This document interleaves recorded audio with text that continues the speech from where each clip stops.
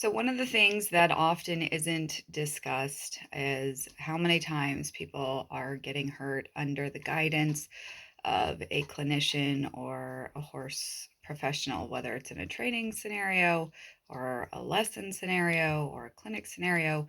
There's a lot of people who are getting hurt nowadays where the scenarios that came up could have completely been prevented. And this week is one of those weeks where it seems to be a theme of people going and trusting someone who's written books or someone who seems to have a big following and, get into a scenario where they're trusting what the professional is telling them versus listening to the voice in their head that says, I don't feel comfortable doing this, or my horse is showing indications that she or he's not comfortable doing this. And, getting that, I'm going to say pressure from the group or pressure from others, even if it's done in a good intentioned manner, like, oh, you can do it. If you're feeling in like you're getting involved above what your comfort zone is, and you don't have the tools, you don't have the ability to think through, you don't have the perspective of how to help your horse through whatever scenario you're about to present, you probably shouldn't be asking it of your horse.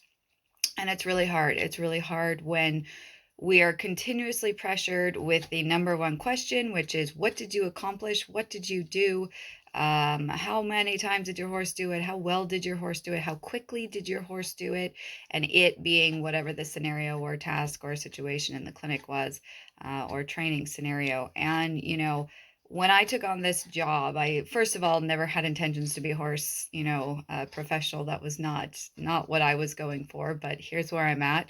And I had no idea how many different aspects were really involved that affected the human equine partnership. And over the years, I've really had to recognize the value in addressing those and teaching and talking about them, which are not popular things because most people think, this is about teaching the horse enough information so that the human can enjoy the experience. And that is the biggest illusion of all, in everything that we're doing with our horses. So, just as a huge, bold highlight, underline, whatever it takes to get your attention, just because someone is a professional does not mean that they will keep you safe.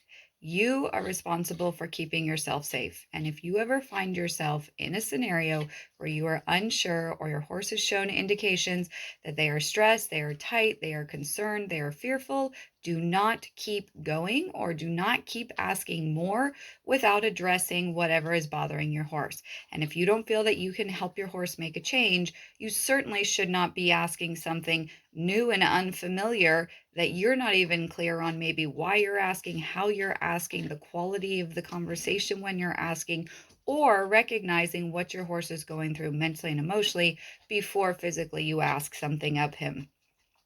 I cannot tell you how many people, especially we're going to say in the age group of people who are revisiting horses when they had learned to ride as a kid and then they went on and had life and weren't involved with horses and came back to it, that are literally hospitalized weekly from experiences that could have been completely avoided had honestly they used just a little bit of common sense. And I get pretty upset about this because one, it's the equine professional's job and responsibility, just out of morals and ethics, to say, hold on, time out, this isn't appropriate for you.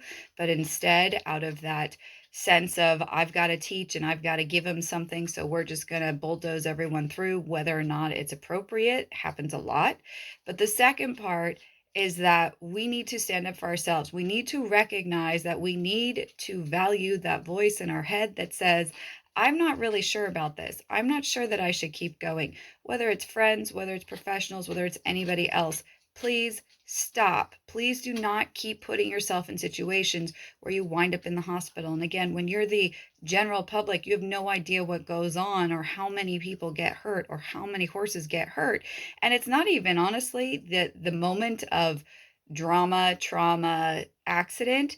It's the recovery afterwards, mentally, emotionally, physically, the years of recovery that often has to occur because people made decisions where when they look back, they go, I kind of knew better. I kind of felt like I was already crossing that line. Well, I kind of was questioning, but everybody else seemed fine, so I kept going. So please stop. There is no problem with stopping early and revisiting maybe some of those foundational tools and how you communicate and clarify that and find some quality with that and then present whatever new or different scenarios with your horse. I don't care if it's a famous person. I don't care if it's a person who has all these accolades. I don't care if it's a person who's written books and has videos and has helped a million other people. If it's not working for you, please stop. Okay? This is supposed to be fun. You are allowed to say no. You are allowed to stay safe. You are allowed to help your horse. And the whole point of this experience and this partnership with the horse is to enjoy the experience. And if you keep putting yourself in scenarios or you keep putting your horse in scenarios where you keep getting hurt, there is going to come a point where you only have so many times of only getting a little hurt, even if that includes, going to the hospital and whatnot, to where something super big and traumatic can happen. And it's not worth it. It's not worth it for the horse. It's not worth it for you. It comes purely from a place of ego, even if you're not thinking you're approaching it from there. So please take a breath, have some perspective. Make sure you audit before you go ride with someone, audit before you send your horse to the trainer, audit a lesson before you try and work with, sending your horse away or you going and working with your horse for lessons or whatnot. You are allowed to go and check in. You are allowed to be your horse's voice, because if you are not standing up for your horse and you're not standing up for yourself, then who will stand up for you? Please just stop, take a breath, have some perspective, and realize that whatever the scenario is, if you're feeling overwhelmed, if you're feeling insecure, if you're feeling unsure, the sooner you stop, the better the outcome. Keep that in mind the next time you head out to your horses.